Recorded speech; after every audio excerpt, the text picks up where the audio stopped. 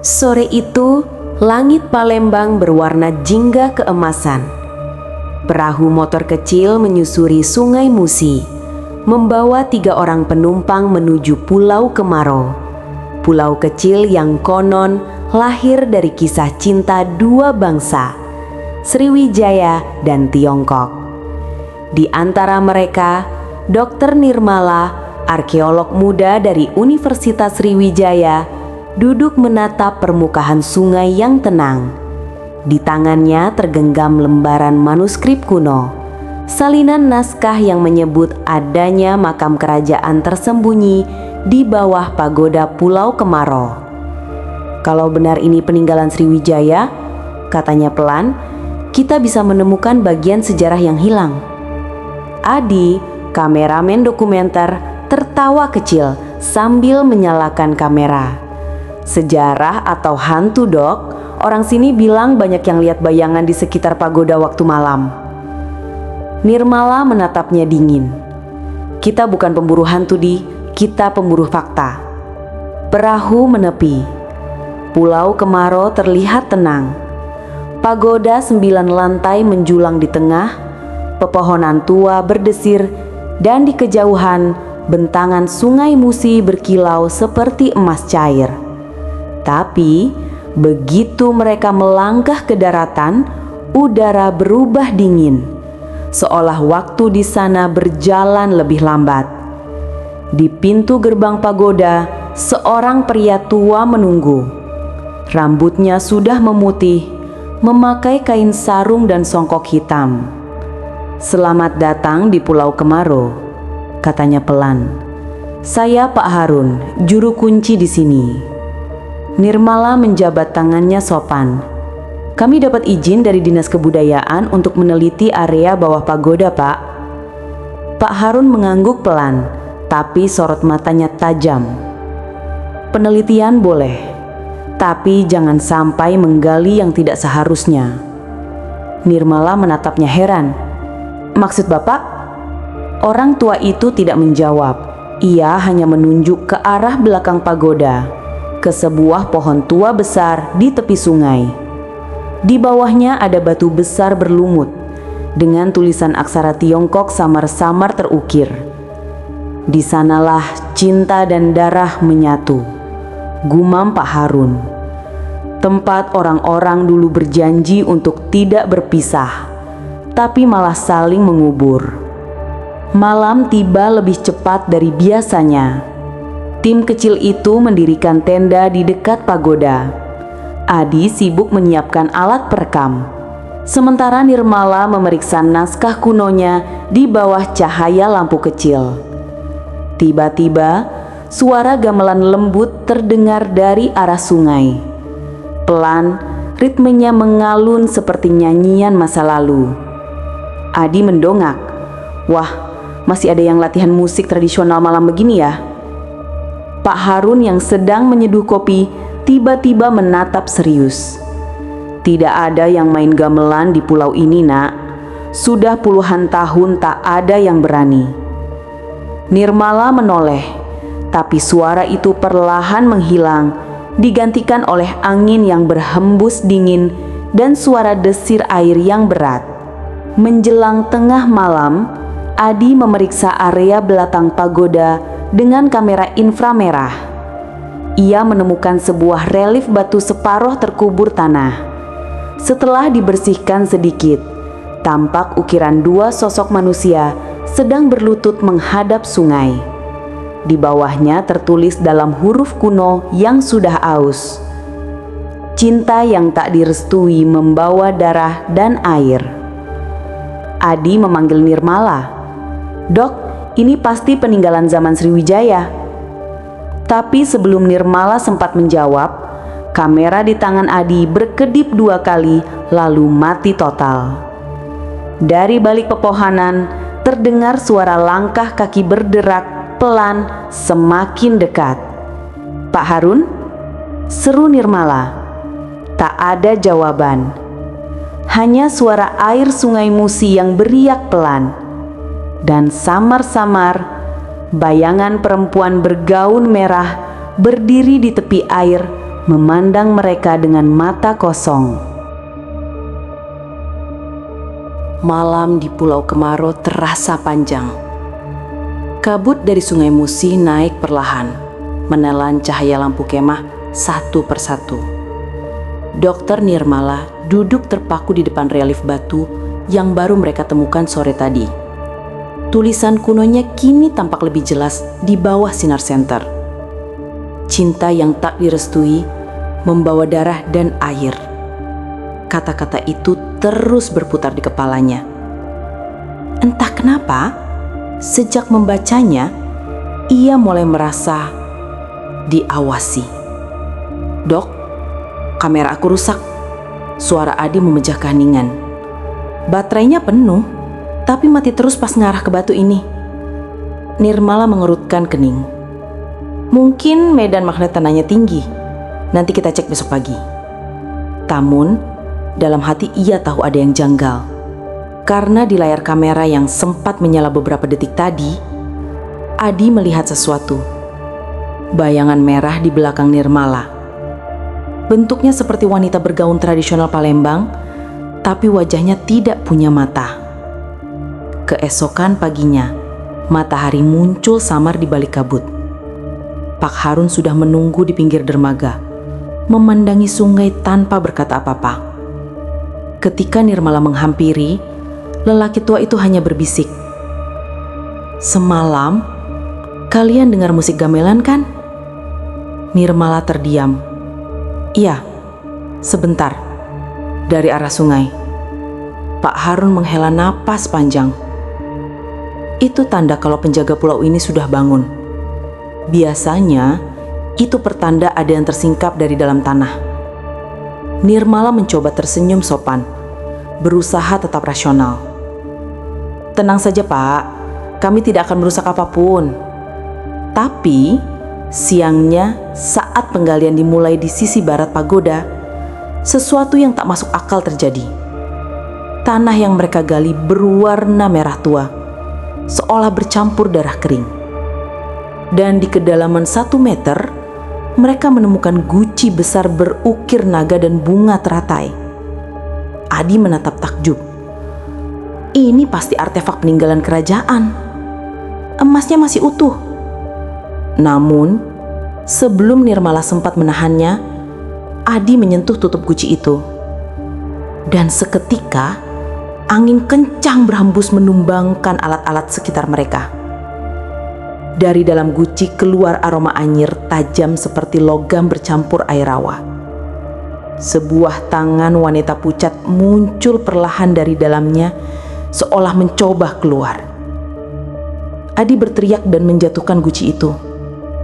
Tutupnya pecah, tapi isinya kosong.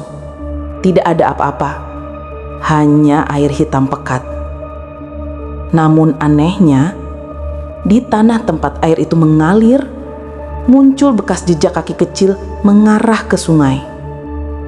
Malam kedua di Pulau Kemaro jauh lebih mencekam. Kabut turun lebih tebal dari biasanya. Gamelan yang kemarin terdengar lembut, kini berubah seperti nyanyian upacara pemanggilan arwah. Pak Harun datangi kemah dengan wajah panik. "Kalian harus berhenti sekarang juga.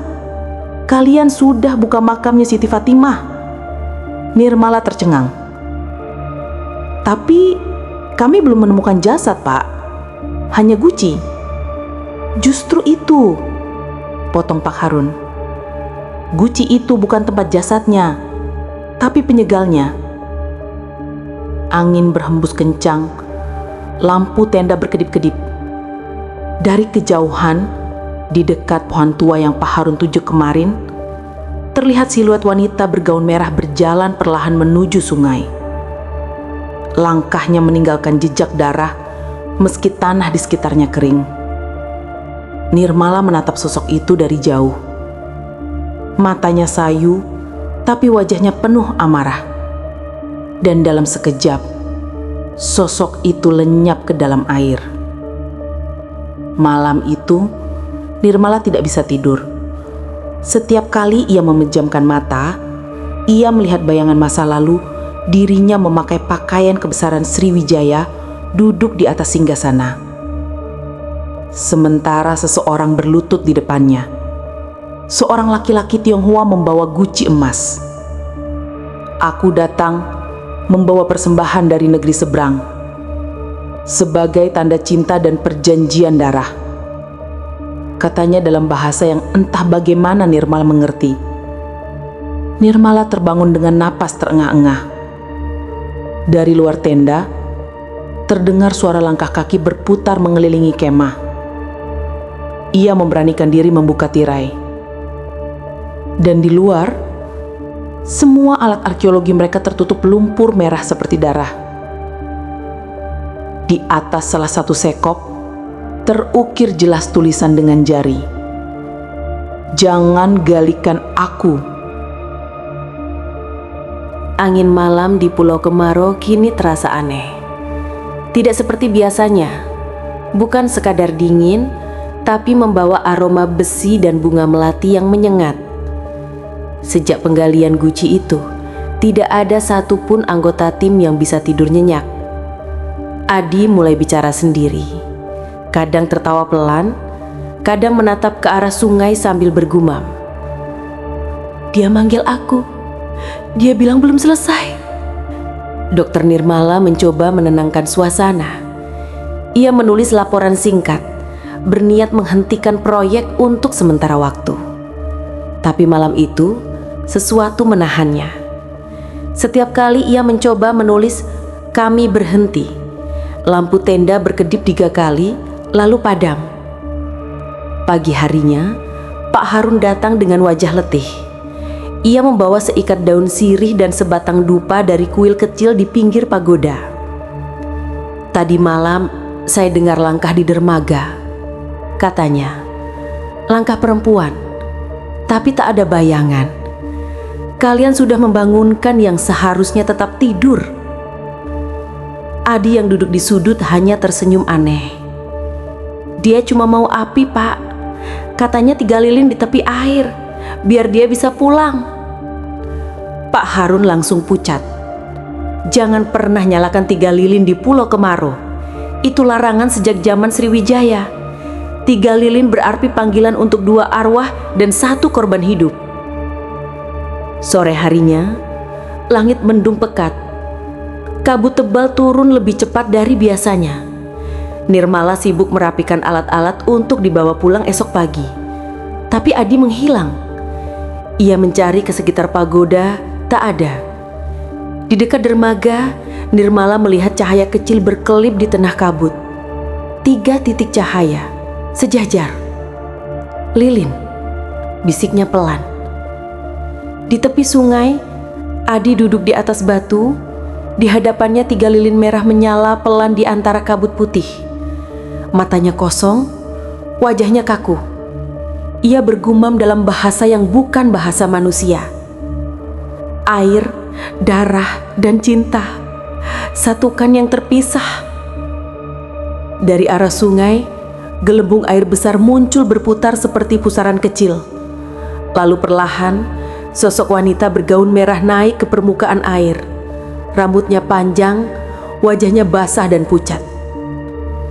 "Tan Bun An, kau sudah kembali padaku." Suara itu lembut tapi menggema di seluruh pulau. Adi menatapnya dengan senyum aneh lalu pingsan. Nirmala berlari mendekat, mencoba memadamkan lilin-lilin itu. Tapi setiap kali ia menirup, api malah makin besar, berubah jadi nyala biru. Air Sungai Musi mulai bergolak. Suara gamelan terdengar lagi. Kali ini keras seperti upacara pemanggilan. Di belakangnya, Pak Harun datang tergesa. Ia menaburkan daun sirih dan membaca mantra lama. "Darah Sriwijaya, tenangkan dirimu. Cinta yang mati, kembalilah pada bumi." Tapi semuanya terlambat. Dari bawah tanah di sekitar pagoda muncul retakan besar. Udara bergetar, dan dari celah tanah itu terdengar jeritan wanita bercampur tangis. Bayangan Siti Fatimah muncul di depan mereka. Kini, tak lagi sekadar sosok tapi tubuh utuh, bergaun merah keemasan seperti pengantin kerajaan. Matanya menatap Nirmala tajam. Kenapa kau menggali tubuhku, wahai diriku sendiri? Nirmala membeku. Di matanya, kilasan masa lalu muncul secepat kilat. Dirinya sebagai Siti Fatimah berdiri di tepi sungai, menatap kekasihnya yang tenggelam membawa persembahan emas. Lalu darah, teriakan dan gelap. Pak Harun berteriak, "Cepat padamkan lilinnya!" Nirmala memukul satu persatu lilin itu hingga mati. Begitu nyala terakhir padam, suara gamelan berhenti. Hanya air sungai Musi yang masih bergolak, perlahan tenang. Adi terbaring pingsan di tepi dermaga. Nafasnya lemah, tapi hidup. Tapi dari arah sungai, suara lembut terdengar pelan. Belum selesai, darah belum dibayar. Keesokan paginya, langit Pulau Kemaro kembali cerah. Pagoda berdiri tenang seolah tak pernah terjadi apa-apa. Tapi di tepi dermaga, tempat lilin semalam berdiri, tanah berubah hitam dan berlubang kecil seperti bekas terbakar dari dalam bumi. Pak Harun berdiri di sana menatap Nirmala dan Adi. Satu lilin lagi akan menyala dengan sendirinya, kalau kalian tak segera pergi sebelum malam ketiga. Fajar menyingsing di Pulau Kemaro. Kabut pagi masih menutupi separuh pagoda. Burung-burung tak berkicau, seakan seluruh alam tahu bahwa malam tadi ada sesuatu yang terbangun. Nirmala duduk di tepi dermaga, menatap air sungai Musi yang perlahan kembali tenang. Namun, pikirannya kacau. Suara itu masih terngiang di telinganya. Kenapa kau menggali tubuhku, wahai diriku sendiri? Ia mulai mengingat potongan mimpi yang selama ini menghantuinya. Upacara kerajaan, Istana Sriwijaya, wajah wanita berpakaian kebesaran, dan seorang lelaki Tionghoa membawa guci emas. Semuanya terasa terlalu nyata untuk sekadar mimpi. Pak Harun menghampiri dengan wajah letih. "Nak Nirmala, kau harus segera pergi sebelum malam nanti. 3 malam sejak guci dibuka, arwah itu akan menagih janji yang belum selesai."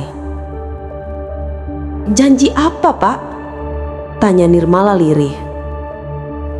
"Janji cinta dan darah," jawabnya pelan. "Dulu Siti Fatimah bersumpah bila ia tak bisa bersatu dengan Tan Bun An di dunia, maka ia akan mencarinya di dunia lain. Dan siapapun yang membuka makamnya akan jadi perantara kebangkitan mereka." Nirmala terdiam. Ia menatap Adi yang masih terbaring lemah di dalam tenda. Di pergelangan tangannya kini muncul luka seperti bekas terbakar berbentuk cincin, tepat di jari manis. Menjelang sore, langit Pulau Kemaro berubah keunguan. Angin bertiup deras dari arah Sungai Musi, membawa aroma melati dan besi berkarat. Pak Harun menyiapkan perahu untuk menyeberang. Tapi mesin tak mau menyala. Bahkan saat ditarik paksa, air sungai mulai berputar seperti pusaran besar. "Kita nggak bisa keluar malam ini," gumam Nirmala. "Pulau ini seolah menahan kita." Tepat setelah matahari tenggelam, api biru muncul di bawah pagoda. Bumi bergetar pelan. Dari tanah yang retak, keluar uap panas warna merah dan suara gamelan kembali terdengar. Kali ini seperti upacara pernikahan kuno. Adi tiba-tiba bangun. Martanya kosong. Ia berjalan tanpa arah menuju pagoda.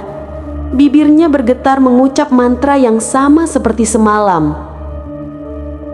Nirmala berusaha menahannya, tapi tangan Adi sangat dingin dan kuat seperti bukan milik manusia. Dari balik kabut, sosok wanita bergaun merah muncul lagi. Kini wajahnya tidak sepenuhnya menyeramkan, tapi menyedihkan. Matanya penuh air, dan di tangannya ada cincin emas kuno, berlumuran lumpur sungai. "Akhirnya, kau kembali padaku, Tan Bun An." Suaranya lembut, tapi setiap kata membuat udara bergetar. Ia melangkah mendekat, memegang wajah Adi dengan penuh kasih. Adi menatapnya dengan pandangan kosong, lalu tersenyum. "Fatimah." Nirmala berdiri di antara mereka, menahan tangis. Dalam sekejap, potongan masa lalu kembali melintas. Ia melihat dirinya di masa Sriwijaya sebagai Siti Fatimah sendiri, berdiri di tepi sungai, menangis saat kekasihnya tenggelam bersama guci persembahan. Ia ingat sumpahnya, "Jika dunia memisahkan kita, maka aku akan menjemputmu di ujung waktu."